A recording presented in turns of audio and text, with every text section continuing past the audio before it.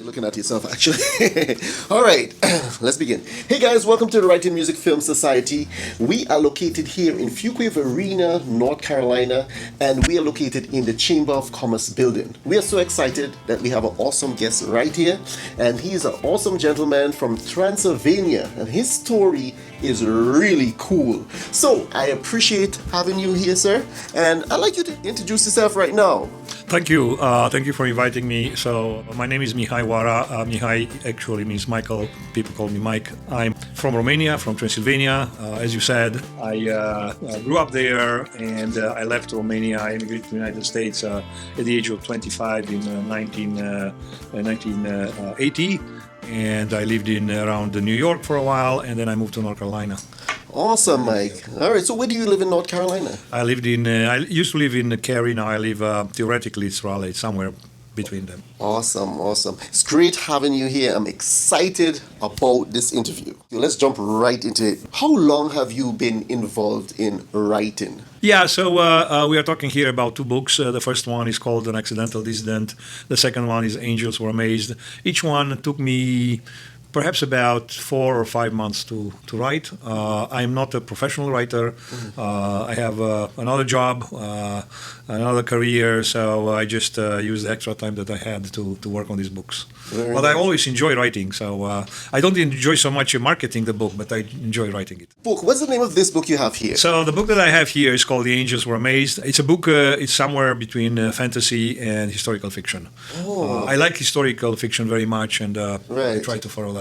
So when we think about Transylvania, we think about, first of all, vampires and Count Dracula. Yes. Oh boy, that was some scary stuff, And we think about it as a very intriguing and exciting to us, And a lot of people have known about Count Dracula and have watched the movies and stuff like that. And you are actually from that state. Yes. So may I intervene here and say that this is not how we think about Transylvania. Okay. And about Count Dracula and so forth. So Count Dracula is an invention of English writer, but he used as a model the Romanian king Vlad the Impaler. Right. But Vlad the Impaler in our history, when we grew up, when we went to school, he's one of our heroes. Yes. He was a guy fighting for our independence against the Ottoman Empire, So now suddenly here he's made to be a monster. Yes. Well, he was a kind of tough guy, we know. And then when you talk about Transylvania, it's a very beautiful place with rivers and hills and mountains, and there are many cultures that come together: Romanian, Turkish, Russian, Hungarian, Austrian, German, and it's a place very rich in traditions and stories and so forth, and it's beautiful. And what sort of food do they have in Transylvania? Well, there are, having many cultures, we have many types of foods, There are a few that are maybe a little bit more original. One of them, we have a kind of skinless sausages. Yes. They are very good. Really good. And then we have something, we call it mamaliga, which is just polenta. Okay. And the interesting thing is that in Romania it's considered to be the poor man's diet. Wow. But here we like it so much that we only use it when we have special celebrations. Okay, that sounds But there are some other foods too. Oh my gosh. We have the goulash, the Hungarian goulash. Goulash. I love to taste foods from different culture, different places of the world, and that's very interesting. However, we're supposed to be talking about books. What inspired you to start writing these books? A friend of mine told me that, who's also writing, and he said, if you are a writer, if you are a true writer, then it's like having a spirit that is enclosed in you, and you want to liberate it, you want to let it go out. Yes. So basically, you have certain life experiences and a way to look at the world, and you just want to express it. You want to write it down. You want to tell other people about that. So that's one thing. The other thing is that I always had an interest in history, especially Roman Empire history and medieval history. And so I got a lot of inspiration from that. Very good. Because writers leave great legacies, and most of the historians and the history that we have are definitely from writers. So writers are so important in society now. Yes, so who is your favorite character in the book that you've written? All right, so This book in particular. yeah, so I'll quickly say that the other book that I have, which is a memoir, so it's called An Accidental Dissident, and as it is a memoir, I'm the favorite character there. But in this like one, there are a lot of things that are, I believe, interesting in this book. If anybody wants to read it, and one of them is that I'm looking at humanity from the point of view of angels. So rather than in a lot of books, you will see people looking at angels, but here there are angels looking at people. Right. And that's why it's called The Angels Were Amazed. Right. And in particular, there is an angel that, in a way, he's very human, except that he doesn't have the human flaws. But he's sent, to intervene in history and key moments.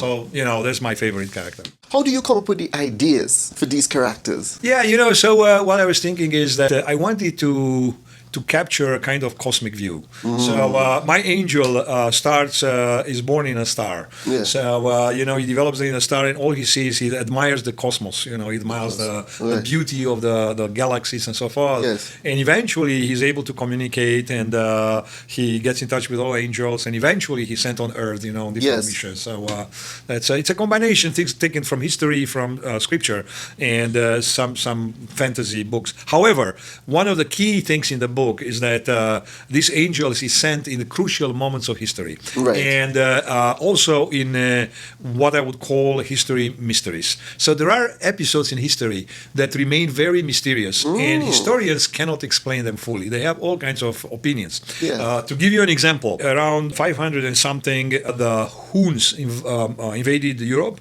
and Attila came to northern Italy, and he wanted to go all the way to Rome, and he could have done that. He was so powerful, and he beat everybody. And so forth. What we know from history is that the Pope Gregory went all the way from Rome to Milan, and he met him, and they went into Attila's tent, and they talked.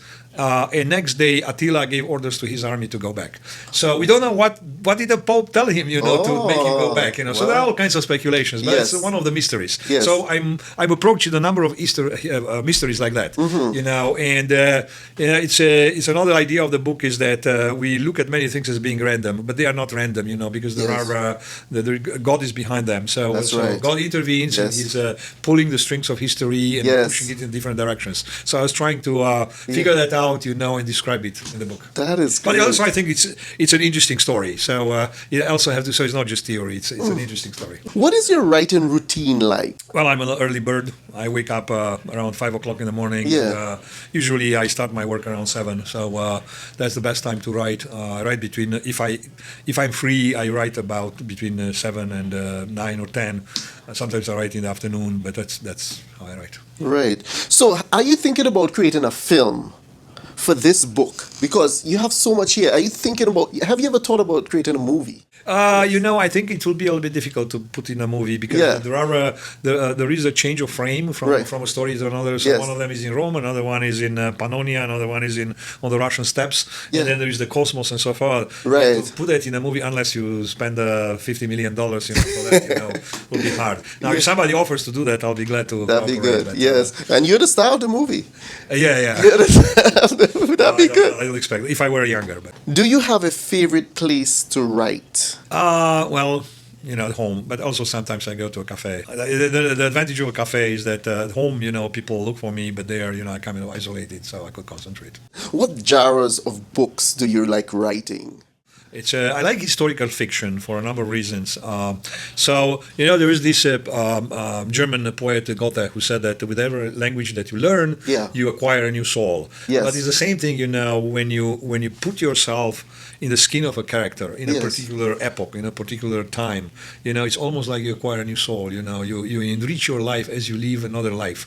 And what I like about historical fiction is that it has certain rigors. So it requires you to research and to anchor your character in reality rather than just being pure fantasy. So you need to do some research. About that times and what happened and so forth. How do you handle writer's block? So that's an interesting question. The way in which I wrote was that I got into this into these periods in life where I felt a lot of zest and a lot of desire to write. So when that happens, there is no block. It's it's just flowing out of me. So I go and I write and I cannot stop. Outside of those periods of inspiration, I may get a block. Like right now, if you ask me to write something, maybe it will be a little bit difficult. But once I start, if I go for a while, then it goes away. And also, there is a period of gestation. So if I had enough time for this gestation, then my head, is filled with all these images and ideas, and I can't wait to write it down. But if I don't have that period of gestation, just say, go and write something. I don't know what to write. I'll be blocked. Wow. So, okay. You have something to say. So how long have you been writing? Have you been writing since you were small, or? Yeah, I wrote when I was small. I was, my passion in life was mathematics. But also I was interested in literature. And I also wrote when I was in high school. I wrote poetry. I wrote short stories. And then again, when I moved here in North Carolina, I went to a seminar or to a course for creative writing, and I wrote a number of short stories. But then I forgot about that until recently when I decided to write again. And who are your favorite authors? So, as I told you about historical fiction, I like the authors that wrote historical fiction. So, any particular one? Yeah, so for instance, Robert Graves, he had two great books, in fact, three. One is I, Claudius, about Emperor Claudius. Claudius the God is the second one. And then there is another one which is less known, but I liked it very much. It was called Count Belisarius. Okay. And also there is another author, Steve Pressfield.